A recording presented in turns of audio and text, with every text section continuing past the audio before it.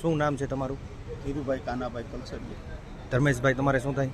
મારો મોટો પુત્ર. તો ધર્મેશભાઈ આ પરિવારમાંથી એક સ્વજન ગુમાવ્યું છે, તો અત્યારે કઈ રીતનો માહોલ છે? સર અત્યારે કોઈ આજે 4 દિવસ થયા હજી કોઈ એક સાથે બેસી જમ્યા નથી, કોઈને નીંદર નથી, કોઈ ગોતું બંધ થયું નથી.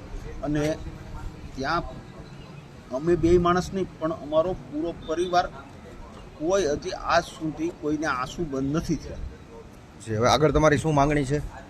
આગળ માંગણી તો સર અમે શું અમારું જિંદગીની જે કાંઈ આકાંક્ષા કે જે કાંઈ અમે કર્યું હતું આજ સુધીમાં, જે કાંઈ અમારો પુત્ર હતો, જે અમારી મૂડી હતી એ અમે આજે ગુમાવી બેઠા છે. તો અમારી તો એક જ આકાંક્ષા છે કે અમારા છોકરાએ જે કાંઈ બલિદાન એનું થયું છે એનો કાંઈ એને ન્યાય મળવો જરૂર. જે આગળ તમે કાંઈ પ્રક્રિયા કરી પોલીસ સ્ટેશનમાં ફરિયાદ કે એવું કાંઈ? સ્ટેશનમાં આજે અમે ફરિયાદ કરી છે પણ એને ફરિયાદ નથી લીધું, નિવેદન લીધું છે અમારું કે અમે બધી પ્રોસેસ કરી અને પુરાવા એકઠા કરી અને તમારી ફરિયાદ દઈશું. આજે અમારી ફરિયાદ લેવામાં આવી નથી. શું નામ છે આપનું? મારું નામ જોગરાજી હરેશ. જી, આજે આપે પોલીસ સ્ટેશને શું નિવેદન આપેલું છે તે જણાવશો? આજે પોલીસ સ્ટેશને જે મને ફસાવવાનો પ્રયત્ન કર્યો હતો આત્મનભાઈ મહેતાએ, એ બાબતે અને જે આ ધર્મેશનું અવસાન થયું હતું તો તેને જે મને જે પેમેન્ટ આપ્યું હતું એ બાબતે મેં નિવેદન આપેલું છે. જી, નિવેદનમાં આપે શું લખાવેલ છે? નિવેદનમાં જે આત્મનભાઈનો મને કોલ આવ્યો હતો કે તું આપણે 35,000માં યુનિવર્સિટીમાં સેટિંગ કરાવી હતી એવડું એ લખાવેલું છે. ધર્મેશનો મને 19 તારીખે રાત્રે 2-3 કોલ આવ્યા હતા. પછી મેં તેને સામો કોલ બેક આપ્યો હતો. ધર્મેશે મને એવું જણાવ્યું હતું કે પછી ધર્મેશ મને રૂબરૂમાં મળ્યો ત્યારે ધર્મેશે મને એવું કીધું હતું કે તું કે તારા તરફથી થતું હોય કે પ્રયત્ન કરજે, કે મારે થોડુંક ટોર્ચર કે આડું બીજું ટોર્ચર અને ઘરેથી પ્રેશર થોડુંક વધારે છે તો તું તારેથી થાય એમ સેટિંગ કરજે. જે અત્યારે આપશ્રીએ જે સેટિંગ કરવા માટે ધર્મેશભાઈ પાસેથી પૈસા લીધેલા હતા જે આત્મનભાઈના કહેવા મુજબ? નહીં, મેં આત્મનભાઈના કહેવા મુજબ પૈસા નહોતા લીધેલા, ધર્મેશે મને આપેલા હતા. જે બાબતે આત્મનભાઈ સાથે મેં વાત કરેલી હતી, આત્મનભાઈએ મને ના પાડી હતી હોવાથી પછી મેં ધર્મેશને તેમાંથી 7,000 ધર્મેશે મને આપેલા હતા. તેમાંથી ધર્મેશને 6,000 રૂપિયા મેં કેસમાં રિટર્ન આપેલા હતા અને 1,000 રૂપિયા મેં એને એવું કીધું હતું કે હું તને 2-3 દિવસમાં આપી દઈશ. ત્યારે મારા વચ્ચે કોન્વોકેશન હતું ને સુરેન્દ્રનગર જવાનું થયું, તેથી હું આવ્યો હતા. ધર્મેશનું અવસાન થઈ ગયેલું હતું.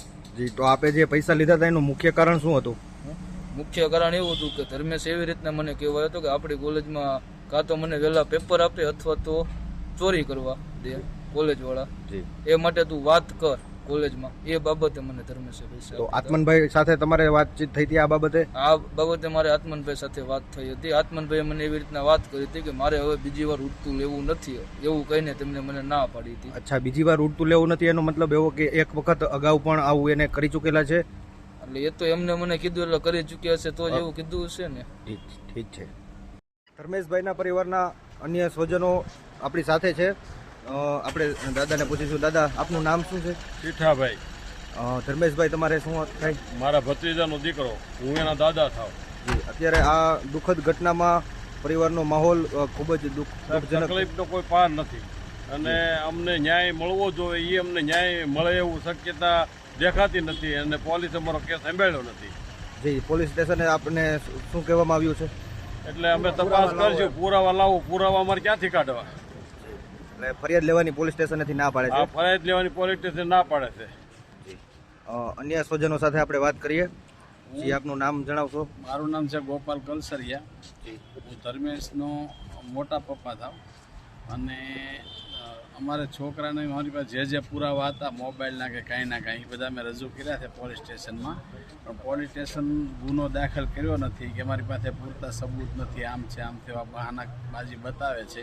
અત્યારે સાદી અરજી તમારી પાસેથી પોલીસ સ્ટેશને લીધેલી છે? મારી પાસેથી પોલીસ કોઈ ગુનો દાખલ કરેલ નથી? ગુનો દાખલ કર્યો નથી.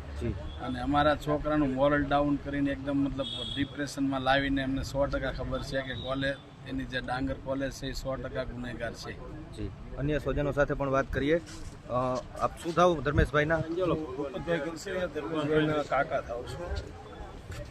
જી, આપ શું કહેવા માંગશો આ દુઃખદ ઘટના અંગે?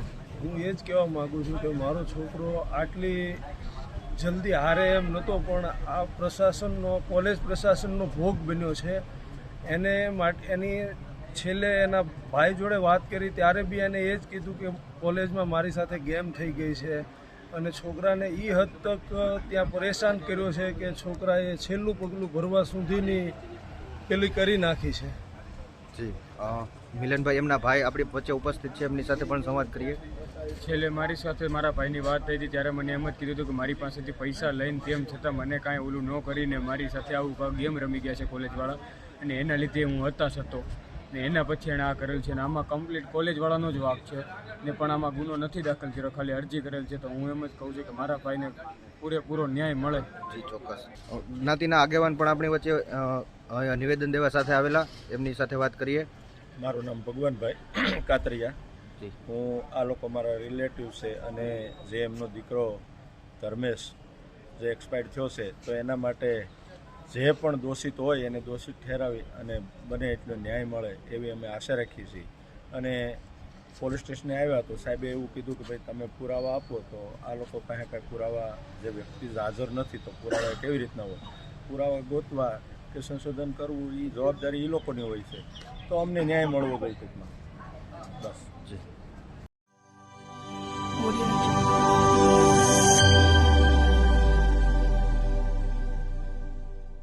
Audio